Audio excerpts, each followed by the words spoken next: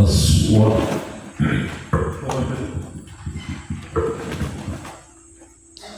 En Afrique, ils ont plus de force pour crier sur les démons que nous là-bas. Donc quand on commence à crier un peu là-bas, mais quand je vois le pasteur frappe, vas-y, je peux avoir un peu d'eau. Sinon, il y a de l'eau dans la voiture. La crise dans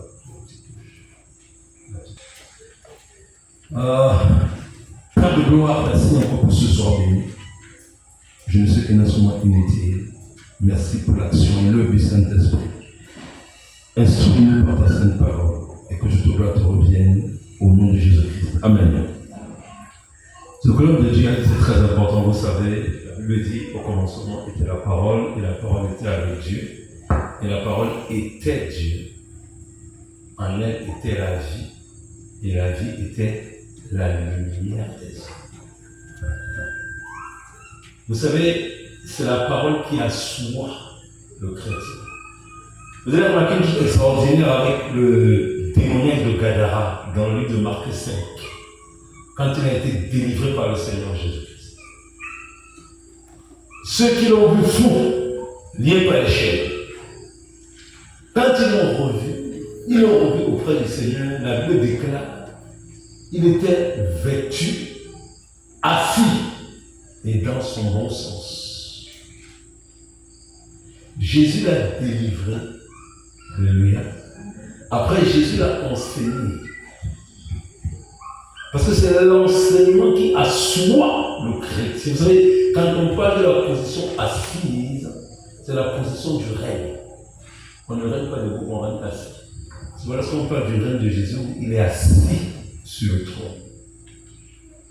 Et quand vous êtes assis, ça veut dire spirituellement, start, on ne peut pas vous bouger. Merci beaucoup, Dieu. On ne peut pas vous bouger.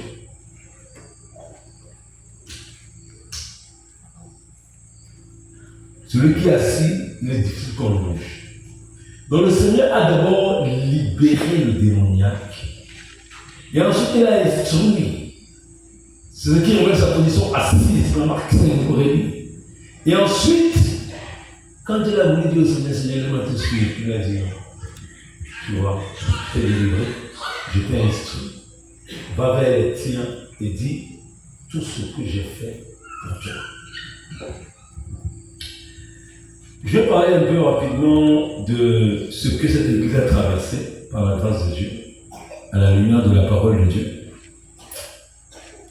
Afin que vous compreniez que tout ce que Dieu fait doit connaître ce qu'on appelle l'ébranlement. Parce que toute œuvre de Dieu et toute parole de Dieu est éprouvée. Je vais prendre ça là. Toute parole de Dieu est éprouvée. Là. Je vais prendre le test rapidement. Vous allez comprendre en fait pourquoi est-ce que les enfants de Dieu, Proverbe 30, verset 5, il dit toute parole de Dieu est éprouvée, il est un bouclier pour ceux qui cherchent en lui un refuge. Amen. Pourquoi est-ce que la parole de Dieu est éprouvée? Parce que si vous éprouvez ce qui est éprouvé, il n'en ressortira que la vérité. Amen. La parole de Dieu est vérité. C'est pourquoi même si vous l'éprouvez, elle ne vous donnera que la vérité. Lorsque Dieu vous éprouve, l'épreuve vous révèle qui vous êtes en vérité. Dieu ne vous éprouve pas pour savoir qui vous êtes. Dieu sait déjà qui vous êtes avant de vous éprouver. Mais lorsque l'épreuve arrive dans la vie d'un chrétien, c'est pour que le chrétien lui-même juge quelle est sa position spirituelle face à Dieu. L'épreuve vient pour toi, pas pour Dieu. L'épreuve, c'est comme un test qui te montrera où tu en es avec Dieu. C'est pourquoi aucun chrétien ne peut croître dans sa marche chrétienne si Dieu ne vient pas l'éprouver à certains moments de sa vie. Parce que c'est qu'à travers l'épreuve de la foi que Dieu te fait grandir. Dieu te donne la parole. Et quand tu as reçu la parole, tu seras testé. Seigneur Jésus-Christ a reçu le témoignage venant de Jean-Baptiste, et même venant du ciel. Celui-ci est mon fils bien-aimé en qui j'ai mis toute mon affection. Écoutez très bien. La Bible déclare que Jésus est poussé par l'Esprit pour être tenté par le diable dans le désert. C'est Dieu qui le pousse. C'est l'Esprit de Dieu qui le pousse pour qu'il soit éprouvé dans le désert. Mais lorsque l'épreuve du désert arrive, écoutez bien, il y a une parole qui a été dite sur Jésus. Il est le Fils. L'épreuve va venir authentifier sa filiation. L'épreuve vient authentifier que cette parole de Christ, il est le Fils. Il est véritablement le Fils. Parce qu'à travers l'épreuve, par son attitude dans le désert face au diable, il a vraiment révélé qu'il était le Fils de Dieu. Amen.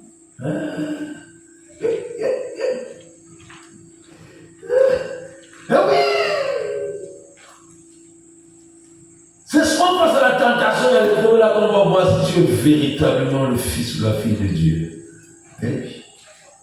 Il a dit plein de choses, l'homme de Dieu, je vais nous raconter le tout. Ce soir, on ne parle. Est-ce que vous savez pourquoi est-ce qu'il faut que vous aimiez vos ennemis? Pourquoi est-ce que Dieu te dit d'aimer tes ennemis? C'est très simple. Dans le livre de Matthieu 5, à partir du verset 43, Jésus a dit bénissez vos ennemis.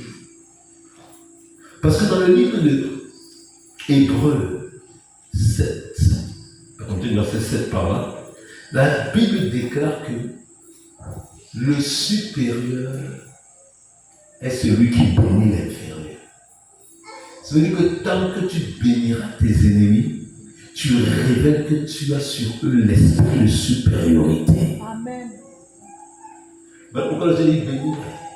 Parce que aussi longtemps que tu les béniras, dans le spirituel, c'est toi qui es supérieur à eux. Ils vont te chercher partout.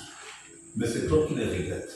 Parce que toi, là où ils te veulent du mal, toi tu les bénis. C'est pourquoi ils sont bénissés. C'est pourquoi je l'ai dit, parce que la bénédiction, celui qui bénit, c'est celui qui est supérieur. Parce que lorsque tu vas rentrer dans la malédiction, tu deviens semblable à eux, tu deviens inférieur. C'est pourquoi partout ils vont te chercher, ils ne te trouveront pas. Pourquoi? Parce que tu es dans ce qu'on appelle la bénédiction continuelle. Donc, vous allez voir une chose, l'épreuve va authentifier qui est Jésus. Le tout n'est pas de dire je suis fils de Dieu. Quand l'épreuve arrive, c'est dans l'épreuve qu'on voit les vrais enfants de Dieu. Jésus a réellement révélé, lorsqu'il a confronté le diable, qu'il était le Fils. Il n'a pas révélé par sa bouche, il a révélé par son attitude face à la tentation. Et vous êtes une église qui avait traversé beaucoup d'épreuves. Écoutez-moi. Quand Jésus-Christ lui-même a bâti son ministère, le ministère de Jésus-Christ sur la terre a été très éprouvé. Pourquoi? Parce que lorsque le grain de blé est sémé, va dire le Seigneur dans Jean 9, en terre, il dit, s'il ne meurt, il ne peut porter de fruits. Écoutez très bien, la puissance des ministères n'est pas d'abord liée à sa croissance, mais est liée à sa capacité à surmonter les épreuves qu'il traverse. Dieu ne juge pas un ministère selon sa volonté par la quantité de personnes qui habitent ou qui viennent ou qui fréquentent le ministère. Non. Dieu juge un ministère selon sa volonté par la capacité à enseigner et à demeurer dans la vérité. Parce que dans le livre de 1 Timothée, on dit bien, Dieu m'a aidé à lire, on va aller plus vite. Je vais prendre 1 Timothée 3, c'est ça, c'est bonne mémoire, 1 Timothée 3, verset 14. Vous allez voir, l'église que Dieu a créée.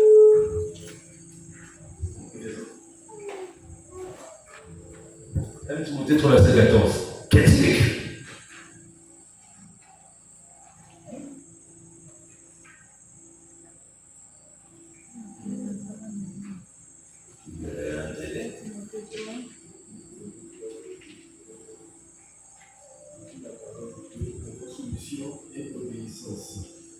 1 Timothée 3, verset 14. 9.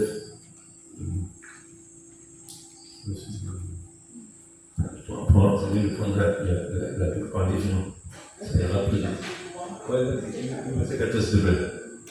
Ne négligez pas le don qui est en toi. 1 Timothée 3, 14.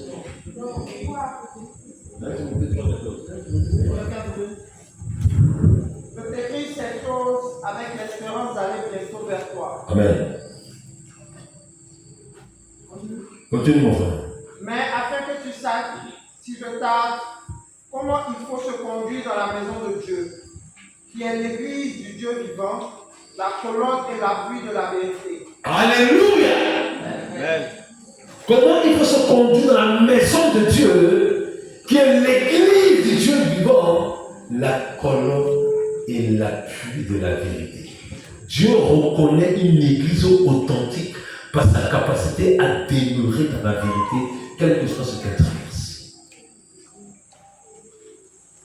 Une église peut être vidée si l'homme de Dieu demeure dans la vérité. Même s'il n'y a qu'un seul membre, voilà l'église que Dieu a créée. Les chrétiens aujourd'hui sont... Parce que l'homme marche avec la vue. Même les chrétiens aujourd'hui. Vous allez vous laisser impressionner par une église parce qu'elle a beaucoup de membres. Dieu ne va jamais juger la véracité d'une église à la hauteur ou à la quantité de ses membres. Dieu n'est pas là pour rechercher une église qui fait de la quantité. Dieu est là pour une église de qualité. Dans l'église, Dieu ne cherche pas la quantité de chrétiens, il cherche la qualité des chrétiens. Il veut des chrétiens de qualité. Sachez-le. C'est pourquoi il y a beaucoup d'appelés, mais il y a peu d'élus. C'est pourquoi la Bible va déclarer en fait, quelqu'un va poser la question au Seigneur. Seigneur, n'as-tu que plus de personnes qui seront sauvées? Il a dit, efforcez-vous d'entrer par la porte étroite, parce que beaucoup chercheront à entrer et ne le pourront pas. Faites attention avec les choses. Le Seigneur avait choisi 70 disciples. 10, les 12, je l'ai dit, plus les 70, plus les 70, ça fait 90 disciples. Il n'en est resté que 11. Le peuple qui est sorti d'Égypte, excepté Caleb et Josué, toute cette génération-là est morte dans le désert, ne sont rentrés que leurs enfants. Dieu n'est pas là pour chercher la quantité. Ce n'est pas ce qui l'intéresse. Dieu cherche la qualité. Or, les chrétiens de qualité sont produits par la vérité. Pour devenir un chrétien de qualité, tu dois apprendre à accepter et à recevoir la vérité. Aucun chrétien ne peut devenir conforme à Dieu s'il n'accepte pas l'amour de la vérité. Mon frère bien-aimé, s'il te plaît, est-ce que tu peux me prendre, donne le micro. Prends-moi s'il te plaît 1 Timothée, je crois. Non, 2 Timothée 4, s'il te plaît. Du verset 1 au verset 5. 2 Timothée 4, du verset 1 au verset 5. Timothée 4, à partir du verset 1.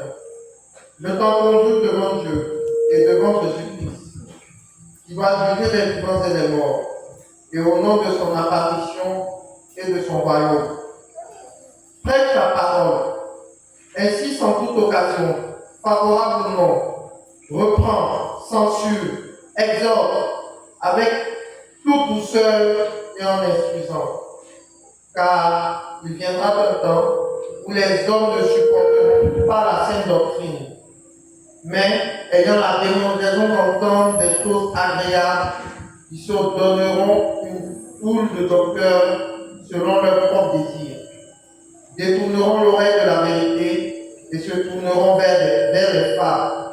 Mais toi, sois sobre en toutes choses, supporte les souffrances, fais l'œuvre d'un évangéliste, remplis bien ton ministère.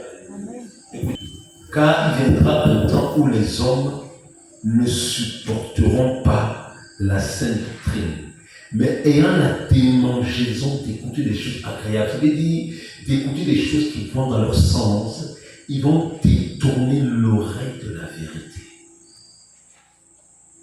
Vous savez, quand on parle de la vérité, on parle d'une personne. La vérité, c'est une révélation. La seule personne qui soit à même de dispenser la vérité, c'est c'est l'Esprit de Dieu. Écoutez bien. Et tout ce qui est en dehors de l'Esprit de Dieu est mensonge. C'est pourquoi on l'appelle l'Esprit de vérité. C'est pourquoi le Seigneur m'a dit, l'heure vient dans le livre de Jean, de Jean 4, 23 à 24, l'heure vient, il est déjà là, où les vrais adorateurs adoreront le Père en esprit et en vérité. Il va dire, ce sont là les adorateurs que le Père demande. Pourquoi? Ça veut dire qu'adorer en vérité, c'est être tout simplement conduit par le Saint-Esprit. Là où l'Esprit de Dieu nous conduit pour l'Église, tout ce que l'Église peut faire est dans le mensonge, mais plus dans la vérité. Parce que la vérité est l'Esprit de vérité qui est le Saint-Esprit. Sans l'Esprit de Dieu, il n'y a pas de vérité. Parce que seul l'Esprit de Dieu peut révéler et sanctifier Christ dans la vie des hommes. Sanctifie les gens. Mon frère, les gens disent ça. C'est que mon frère, mon jeune frère, dit, toi tu es un frère que Dieu appelle au ministère doctoral. Toi. Dieu t'appelle au ministère doctoral. Mais il y a encore des paramètres que le Seigneur veut briser dans ta vie pour pouvoir t'élever dans ton appel. Lis Jean 17, 17. S'il te plaît. Jean 17, 17.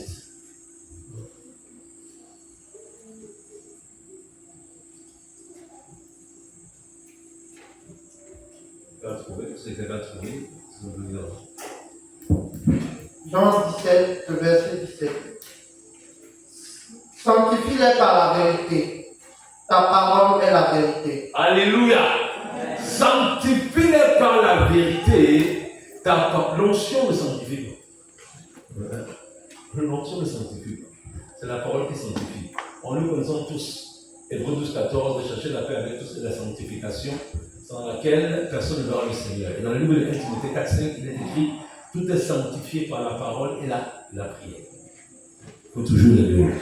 C'est pourquoi l'apôtre Pierre, quand il a commencé à avoir des problèmes dans l'église, elle allait les distraire. Puis il a dit non, choisissez les diacres afin que nous, les apôtres, nous consacrons à la parole et à la prière pour notre sanctification et la sanctification du peuple. C'est la vérité qui sanctifie. Vous voyez? Et la parole de Dieu, elle est vérité. Pourquoi est-ce que je vous dis ça? Parce que lorsque Dieu veut élever un ministère, tout comme lorsque Dieu veut élever un homme ou une femme, Dieu va t'ébranler. Vous savez pourquoi est-ce que Dieu amène l'ébranlement? Parce que l'ébranlement va révéler ceux qui suivent Dieu avec authenticité et avec vérité. Sachez. L'ébranlement va révéler ceux qui sont là pour Dieu ou ceux qui sont là pour leurs intérêts personnels. Lorsque dans le livre de Jean 6, Jésus a commencé à dire à ses disciples, si vous ne mangez ma chair et si vous ne buvez mon sang, il a dit, le monsieur qui est dangereux, il me fait des cannibales. Donc maintenant, ils ont commencé à l'envoyer chaque jour. Le monsieur s'y met. On va le couper et puis, il dit, non, toi le monsieur s'y a d'autres que tu nous donnes là. Et voilà ce qu'ils ont dit à Jésus. Ils ont dit, cette parole est dure. Qui peut la supporter? Et dès ce moment-là, plusieurs, les 70 notamment, se sont retirés de lui. Et la Bible déclare que Jésus a dit, dès le commencement, il savait ceux qui croiraient en lui. Mais comment la Bible dit que dès le commencement, il savait ceux qui croiraient en lui alors que ces personnes avaient cru en lui? Parce qu'elles n'avaient pas cru en lui dans des véritables intérêts, dans de bonnes motivations. Elles avaient cru en lui pour les intérêts propres. Ça n'a pas empêché de les utiliser. Mais quand le moment maintenant est venu de communier à la parole, parce que quand il dit, si vous nous mangez ma chair, et si vous nous buvez mon sang, vous savez, dans manger, quand tu manges quelque chose, dans le livre de 1 Corinthiens, il dit ça. Paul va dire que celui qui mange les biens sacrifiés, il est en communion avec les démons. Lorsqu'on parle de manger, on peut être en communion avec la chose que tu consommes. Quand vous mangez la chose, vous êtes en communion avec la nourriture. Donc, quand il dit si vous mangez ma chair, ça veut dire si vous ne marchez pas dans la communion avec ma parole. Et quand il dit si vous ne buvez mon sang, le sang c'est l'expression du sacrifice. Si vous n'acceptez pas d'être sacrifié sous mon autel pour que vous puissiez me refléter. Parce que la marche avec Jésus, il y aura des souffrances, il y aura des tribulations, il y aura des moqueries, il y aura des rejets. C'est ça la communion au sang. C'est la communion au souffrance de Christ. communion aux souffrances de Christ, le Seigneur sera obligé de lui dire, tu m'as suivi, mais tu n'es pas digne de moi. C'est ça qu'il a voulu dire tout simplement. Tu ne peux pas suivre le Seigneur et ne pas traiter le communion à sa souffrance, tu vas souffrir. Tu vas souffrir. Vous savez, il y a deux types de souffrance. Il y a une première souffrance qui est conséquente du péché. Et il y a maintenant une seconde souffrance qui est conséquente de ton obéissance à Jésus-Christ. La première souffrance, c'est ce que tu souffres là. La souffrance est liée au sang de tes ancêtres. Liée au sang adamique. Ça, c'est la mauvaise souffrance. Parce qu'elle nous a engendré que des problèmes. Elle a permis justement à Satan d'assurer sa domination sur nous. Mais la seconde souffrance, qui est la souffrance de Christ, c'est la souffrance glorieuse. Quand tu souffres pour Christ, mais tu es horrible. Tu es heureux. Amen. Est-ce que tu souffres parce que tu as menti? Est-ce que tu souffres parce que tu as volé? Parce que tu as triché? Tu souffres parce que tu as décidé de marcher dans la sainteté et dans la vérité. Amen. Le Seigneur dit, réjouissez-vous. Il n'a pas dit pleurer et soyez dans le deuil. Lorsqu'on vous calomnierait, elle est chrétienne. Maman, pasteur, je ne comprends pas ce qui se passe. Pourquoi maintenant, il faut que je ne pas dire à Jésus? Non. Le Seigneur dit, quand on m'a insulté, parce qu'avant, quand tu t'habillais sexy, là, tu séduisais les hommes, tu ramassais les maris des gens. À ce moment-là, le monde ne se moquerait pas de toi. Oh, quand tu dis ma chérie, tu es belle, et toi aussi.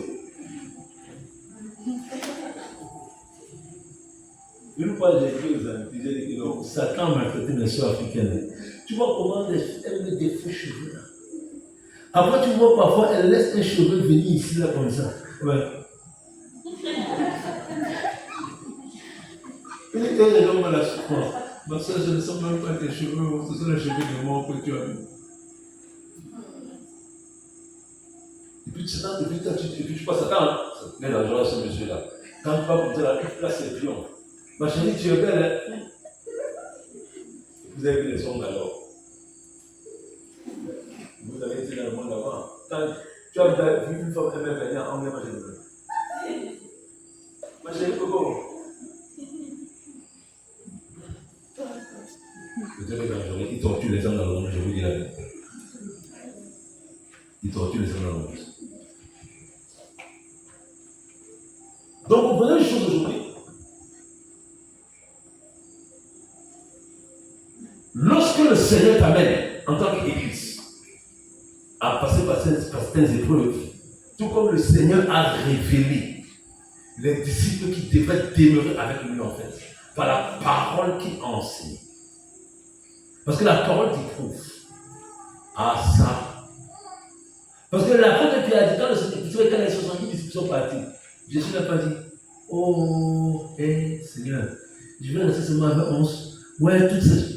Il a dit à ceux qui étaient là, vous aussi, vous ne pas dire. Vous tenez moi. L'apôtre Pierre lui a dit, papa, toi tu as les paroles de la vie. Nous, on va te quitter encore, on va partir. Jésus ne les a pas suppliés. Vous savez, je vous dis une chose. On ne peut pas te supplier pour te dire la vérité. Pourquoi? C'est dans ton intérêt. Si tu acceptes la vérité, laquelle te sauve, c'est toi qui te sauves. Oui, les chrétiens, on doit les supplier. Non.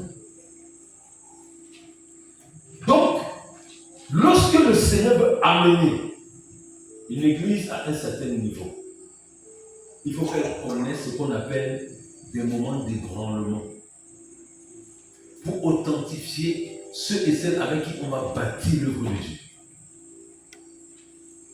C'est un frère qui nous donnait la fois dernière le témoignage de l'œuvre mission. L'œuvre mission, quand ils ont commencé, c'était 150. Le Seigneur a révélé à l'apôtre John Robert de prêcher le dépouillement. Quand il a prêché, c'est toi on dit non, nous ne sommes pas d'accord. L'apôtre l'a fait placer, il a dit bon, écoutez, Dieu m'a donné ce message. Qui sont ceux qui veulent appliquer ce message? Qui sont ceux qui ne veulent pas? L'église s'est divisée. Il a dit bon, vous qui ne voulez pas, il a dit moi son message par exemple, je le veux pour contrer par la, si vous ne voulez pas la porte, elle est portée. Mais moi je reste les six sont partis. Et le 75, parce qu'il est demeuré dans la vérité, Dieu a fait son œuvre. Pour que le message de la sainteté soit répandu. Il y a des années, je suis arrivé ici sous la couverture du ministère armé de prière et de délivrance. Parce que j'avais rencontré l'homme de Dieu quand je suis venu de la France pour pouvoir faire ma délivrance ici, à Côte d'Ivoire. Et à ce moment-là, c'est vrai que quand nous sommes arrivés, Dieu nous a ouvert les portes. Et je sais que la première mission que l'Armée des Prières a eue, c'était ici à Bandouko. Moi-même, je faisais partie de cette délégation par la grâce de Dieu. Vous savez,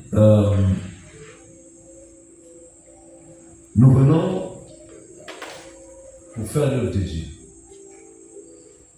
Mais la Bible déclare que nous n'avons pas à combattre contre la chair et le sang, mais contre les dominations, contre les principautés, contre les esprits méchants dans les lieux célestes.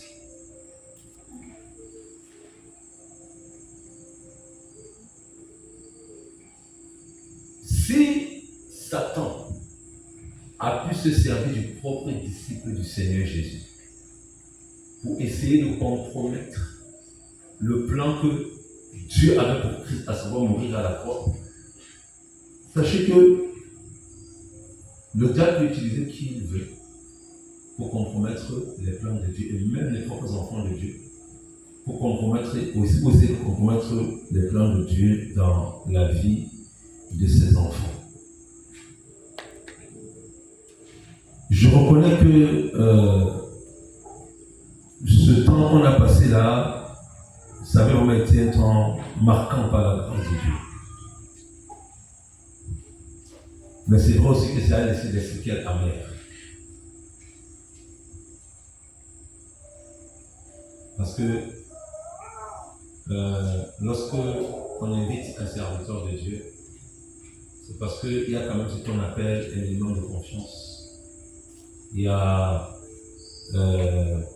une fraternité, un amour qui fait que bon, on sert toujours le même Dieu.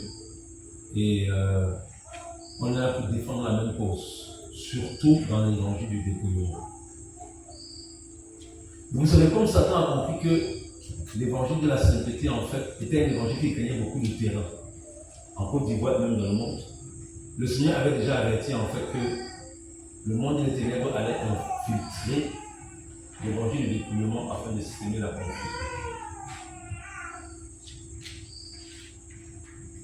Lorsque nous marchons en étroite communion avec l'Esprit de Dieu, Dieu nous utilise conformément à sa volonté. Écoutez bien ce que je dis ce soir. Parce que ce n'est pas d'abord le fait de te dépouiller extérieurement qui t'amène au ciel. Le dépouillement, ça parle de tout un état. Ça parle de l'esprit, ça parle de l'âme, ça parle du corps. Je peux être dépouillé du corps, alors que mon âme n'est pas dépouillée de la méchanceté. Alors que mon âme n'est pas dépouillée du mensonge. Alors que mon âme n'est pas dépouillée de l'impudicité. Alors que mon âme n'est pas dépouillée du vol. C'est pourquoi nous-mêmes dans l'évangile du dépouillement authentique, Jésus va dire aux pharisiens dans le livre de Matthieu 11, commencez déjà par nettoyer l'intérieur de la coupe. Et vous verrez comment ménager l'extérieur. Parce qu'il n'y a pas plus hypocrite. C'est pourquoi dans le livre de Timothée, le Seigneur va dire, Paul va dire, ayant l'apparence de la piété, mais régnant ce qui en fait la force. L'apparence de la piété est très bien. Il faut, parce que la Bible déclare dans le titre que les femmes âgées doivent avoir l'extérieur qui convient à la sainteté. Donc l'apparence de la piété n'est pas mauvaise. Mais si vous avez l'apparence de la piété, sans avoir ce qui fait la force de la piété, ça devient alors la destructeur. Parce que ce qui fait la force de la piété, c'est l'amour. Ça veut dire que vivre le dépouillement sans que l'amour de Dieu ne soit authentique dans vos cœurs, ça ne va pas vous sauver, ça ne vous amène nulle part. L'amour et la sainteté sont deux choses qui doivent toujours marcher de pair. Dieu a permis certaines choses pour que ce ministère soit ébranlé. Vous avez jamais dit une chose. Est-ce que vous savez la seule récompense que Dieu dira? Non, les deux choses. Les deux paroles que Dieu nous dira quand nous arriverons dans le ciel. Bon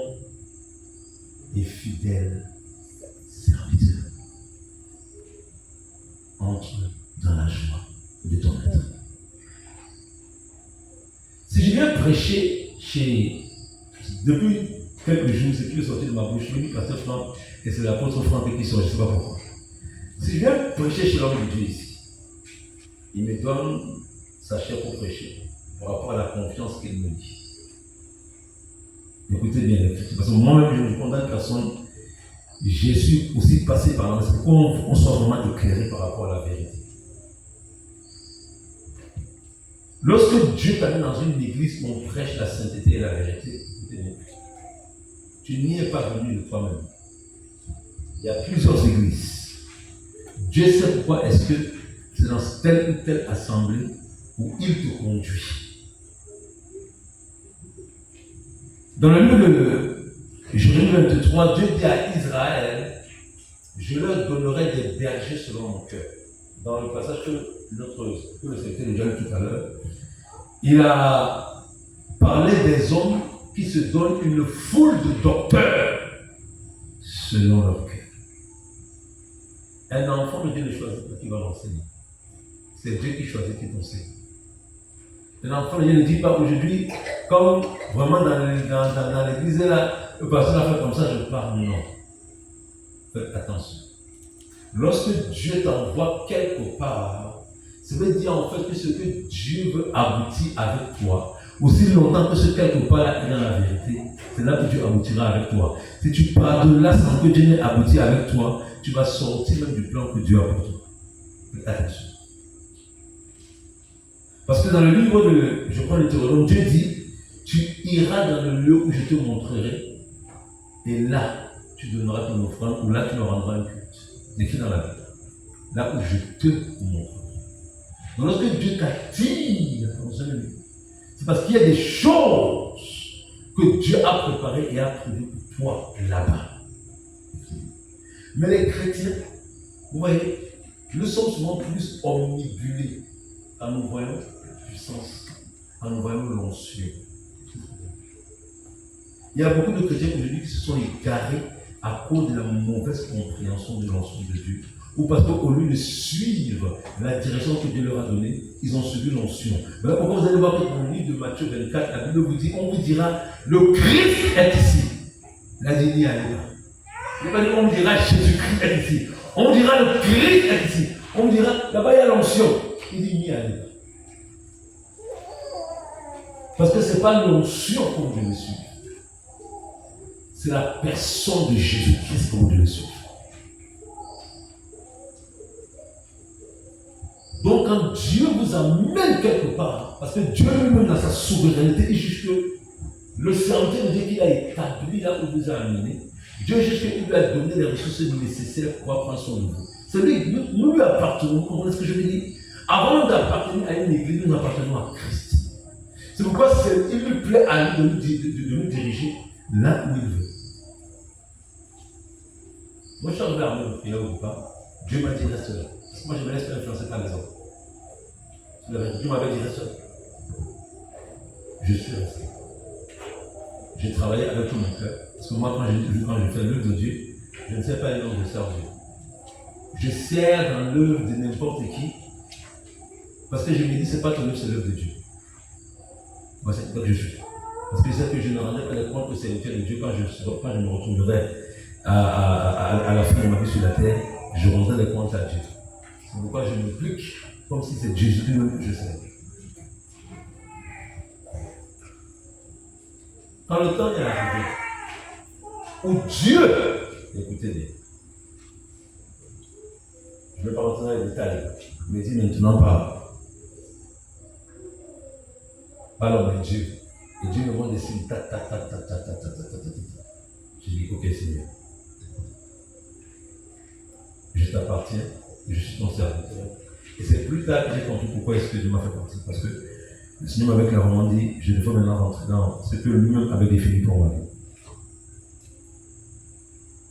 Aujourd'hui, je suis à la tête d'une mission qui est en train de grandir. Dieu ne fait qu'envoyer des âmes. Dieu envoie, c'est pas moi, c'est Dieu qui attire les âmes dans l'église où il veut les soutenir. Maintenant, vous savez, les chrétiens, lorsque nous voyons parfois l'onction se déployer, nous pensons que c'est l'onction qui va résoudre les problèmes que nous avons. Et c'est une très belle chose. La première résolution des problèmes est liée à ta fidélité et ton obéissance à la parole de Dieu. Sachez. Maintenant, si, comme je reprends l'exemple, pasteur Franck m'a dit d'amener prêcher ici, là.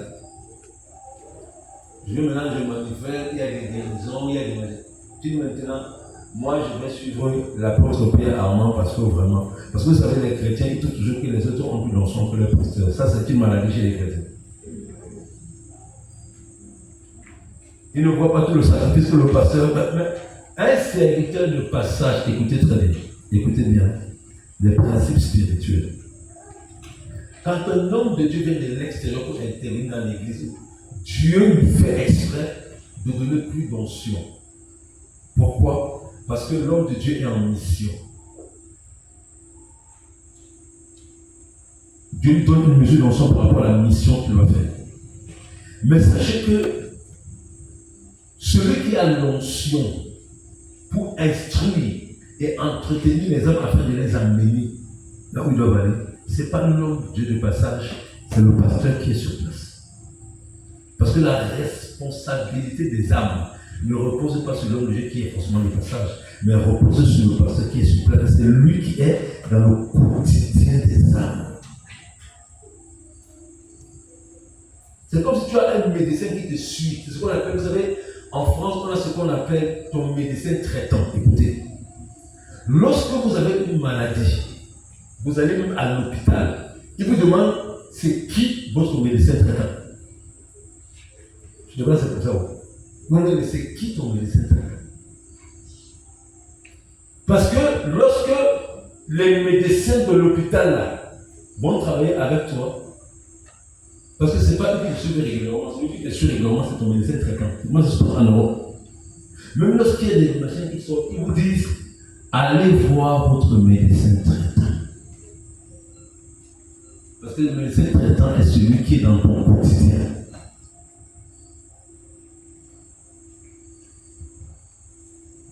Dans beaucoup de chrétiens, c'est ce qui s'est passé ici. Parce qu'il y a eu la manifestation de l'onction, de la puissance de Dieu.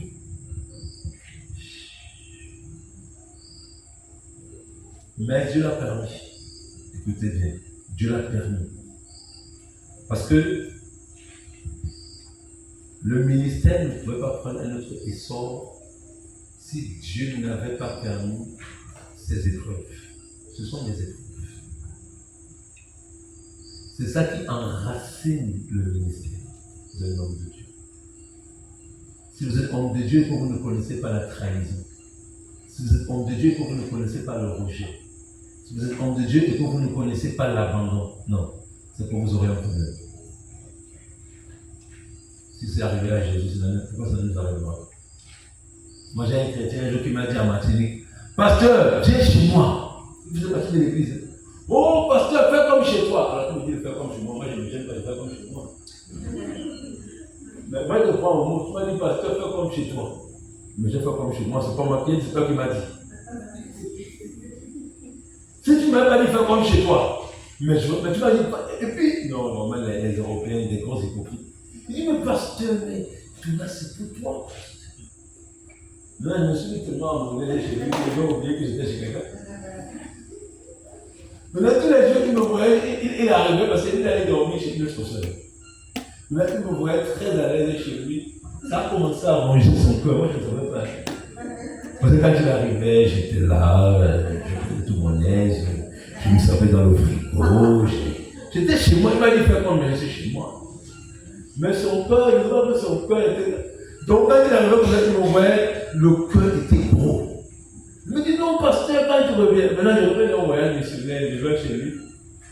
Donc le frère dit non, il est tout sur le monsieur.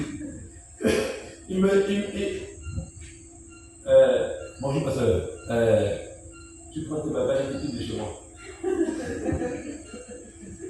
C'est-à-dire que moi-même je ne sais pas pourquoi j'allais dire, mais fais comme chez moi, fais comme chez toi, mais dis pas comme chez moi. Maintenant quitte de chez moi, non c'est plus chez moi, non c'est chez toi maintenant. Même le tour en bloc, il a dit faites tes bagages. Regardez, tellement lui-même il savait que ce qu'il allait faire n'était pas bon. Je dis chez lui, mais viens chez moi, mais c'est chez toi. Vous allez que je fasse comme je passe chez toi, je ne veux pas aller. Non. Il a pris son téléphone le matin. J'ai dit, le frère, c'est comment? Et puis, non, j'ai commencé à voir que le frère ne se connectait plus aux hommes de prière. Il se m'a dit, mais tu as le téléphone? Moi, dans ma simplicité, là, peut-être qu'il a. Alors que le frère avait déjà nourri des choses dans le cœur. Fais comme chez moi, il dit, la sort de chez moi, je te corrige, je suis resté au téléphone. Mais là-bas, que je n'étais pas chez moi, là, j'ai bien nettoyé sa maison. Là, j'ai nettoyé propre. Je n'étais pas chez moi, j'ai oublié que je n'étais pas chez moi parce qu'il m'a rappelé. Il ne m'a pas appelé, il m'a dit, mets la clé dans la boîte et puis va-t'en. Ma femme l'a très mal vécu, c'était très dur. Mais attendez, ça m'a dit, puis moi j'ai envoyé un message, je lui ai dit, je t'aime beaucoup, que Dieu te bénisse. C'est bon, j'ai envoyé un message d'amour. Je lui ai dit, pauvre diable, c'est toi qui es derrière ça, je prends le il a fait plusieurs pauvres diables. Mais quand il est parti, il sait qu'il est parti avec quoi? Même une aiguille n'avait pas. Il est pauvre, c'est la vérité. Il est venu s'enrichir derrière le dos de la nana avec quoi ce monsieur. Il est pauvre. Moi, je dis pauvre diable, c'est ça que je vois derrière. En plus, on a commencé un programme. Je n'avais même pas où aller. Le frère sort de chez lui. Mais il m'a dit que c'est. Il a dit que je fasse comme chez moi, il sort de chez lui. Même pas donné un préavis. Même chez les frères, on a donné un préavis que dans 2 jours, sans préavis, sort. J'ai dit, mon Dieu, les chrétiens, il faut bien que vous voyez des choses. Il dit, pasteur, mais quand il arrive, oh pasteur, qu'est-ce qui te manque, pasteur? Mais pasteur, mais il y a les classes, pasteur. Il faut que quelqu'un appelle pasteur sort de chez vous.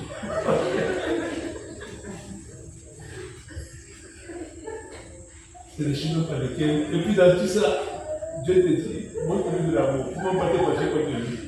Il faut le bénir lui-même. Et pour mon Dieu, c'est moi béni. Pour que Satan ne vienne pas attaquer mon cœur à son comportement. Vous savez que le monsieur, si j'essaie seulement de laisser mon cœur là, tu sais, il va me maudire toute la vie. Il va dire, Seigneur, garde mon cœur, je le bénis. Mais c'est les chemins par lesquels, en fait, Dieu forge ses enfants et ses serviteurs. C'est des chemins par lesquels, parce qu'il a fait ça, Dieu m'a prouvé encore une fois de la sacrifice. Et Dieu m'a encore prouvé une fois d'un accès plus efficace. Mais il aurait fallu que je passe par là. Vous voyez ce que je veux dire? Voilà. C'est normal. Il y a un pasteur avec qui on allait travailler, j'ai expliqué ça à l'homme de Dieu, Franck. En plein, c'est nous avons organisé un programme de 4 jours, le pasteur m'a dit. Parce qu'il m'a invité une première fois, Dieu s'est manifesté. Il m'a invité une seconde fois, mais quand il m'a dit, moi je crois que la sainteté est mort. Et puis je suis avec, il y a un frère qui m'a invité à vous prêcher. Un matin, il m'a dit, toi, je m'attache à toi, tu m'as demandé de m'attacher à toi. Pas André. Et ce frère-là, c'est un frère, il est très fin dans l'esprit. Je me lève le jeudi, je dis, frère, on va à l'église, on va construire le programme. Il me dit, écoute, on va aller, on te voit, c'est un Européen, il me dit, on va aller, on te verra personne. Mais qu'est-ce qu'il me raconte? Il me dit, apôtre, je te dis non, on te verra personne. Effectivement, j'arrive au programme, je vois que mais personne pas. L'homme de Dieu m'appelle derrière, il me dit, bon, tu sais, je dis, hein, je sais. Il dit, le programme, là, on a retenu, hein. On a le programme en plein milieu comme ça, là. Je dis, mais pourquoi? Il dit, non, parce que franchement, ta manière de prêcher, là, tu n'es pas les gens. Et toi, tu chats tout seul. Ils m'ont stoppé en plein marché. Je suis resté comme ça, j'ai dit, Seigneur. Avant ça, il a demandé à ses fils spirituels de ramener mes affaires qui étaient. J'ai dit, non, je suis resté. Même la maison où je dormais, ils sont allés prendre mes affaires, me ramener.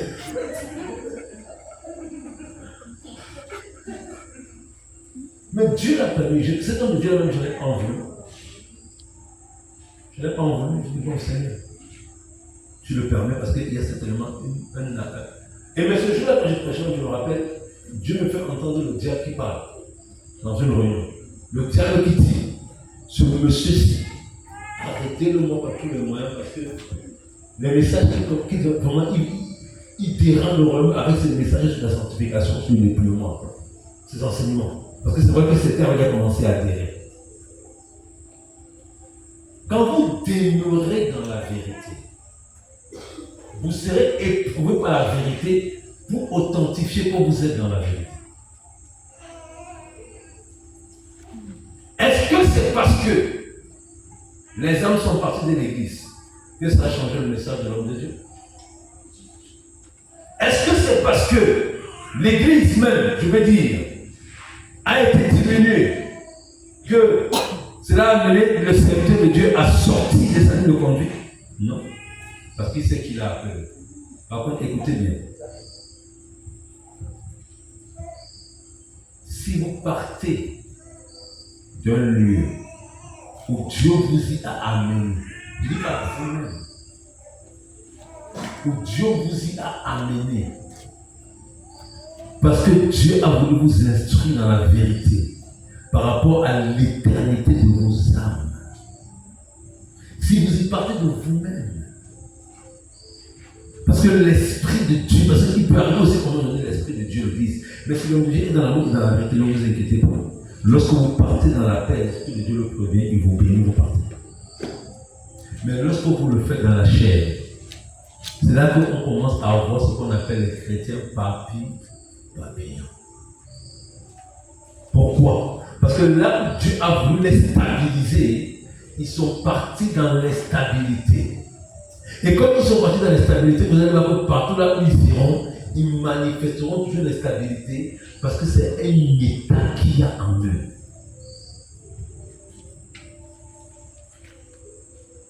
Vous savez, quelqu'un qui a un menteur, je ne dis pas quelqu'un qui tombe dans le mensonge. Quelqu'un qui est un menteur, quand le mensonge c'est son état, même quand il veut dire vérité, c'est le mensonge qui va sortir. Parce que le mensonge c'est sa nature. Quand vous êtes dans un certain état, écoutez bien, lorsque les épreuves arrivent, elles vont véritablement révéler votre vraie nature. Dans quelle nature vous tenez? Dans la nature de la fidélité, dans la nature de la trahison, dans la nature de l'amour. C'est pourquoi j'ai compris une chose. Je vais vous dire une chose qui est vraie. Un chrétien qui calomnie son pasteur, écoutez ce que je vous dis là aujourd'hui. Moi, j'ai appris ça à mes dépens. Oui, j'ai appris ça à mes dépens. Il y a un frère, le frère qui m'a chassé de sa maison là. Quand il est venu chez moi, le monsieur là, il assassinait seulement le pasteur. Oh, le pasteur, moi je l'écoutais.